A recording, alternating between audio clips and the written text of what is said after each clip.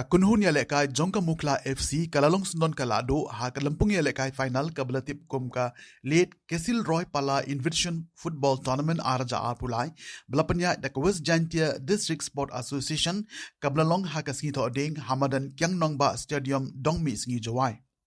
Langba jongka ni ka nam job jongka Mukhla FC kalayo man khosen don ya ka song pisa ka basan Lak Tyngka harangkat ka trophy ya ka balasam do kongsan jongka ni ka singi umas nyau ba lang thar ubari usambut menteri rangba jongka sarkar jala harangkat ka jingodan lang jongki bahaya ngasem jong elite Kesilroy pala habapai ka jinga kun final ka balalong hapding jongka Mukhla FC persha ya ka Salaro FC kalalong ka jinga kha Kaba itinat baha na basdang jongka jingya kun Henry day Haka minute shua ka bukut jongka kelasden ka Mukhla FC kalayo bantep shigo langba jong Primrose lamat Haka minute ka basaw pusan plus R.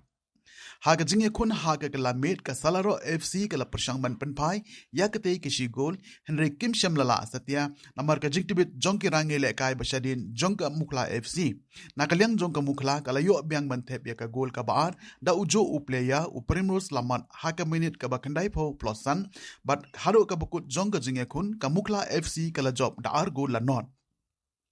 Ya ka kusnam siya kinong job lasam daw kongsan jong ka negasngi haga jinga don lang jong umangay lang dhar MLA barim u MLA ka joway wailat miki sila Rocky dhar dasakit lamare kinongkit kam jong ka WJDSA kinong syakot sobha nalo ki balawan man sakilang nakipait ba.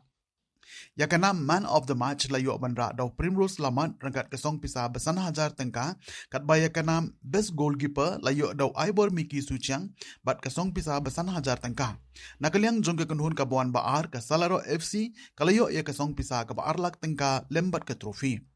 Lapentip baka jinga kun jong ka Super League mentau usnem balapanya da West Jantia District Sport Association kan sedang naduk ka kat pratrik jong menta ubenai risau.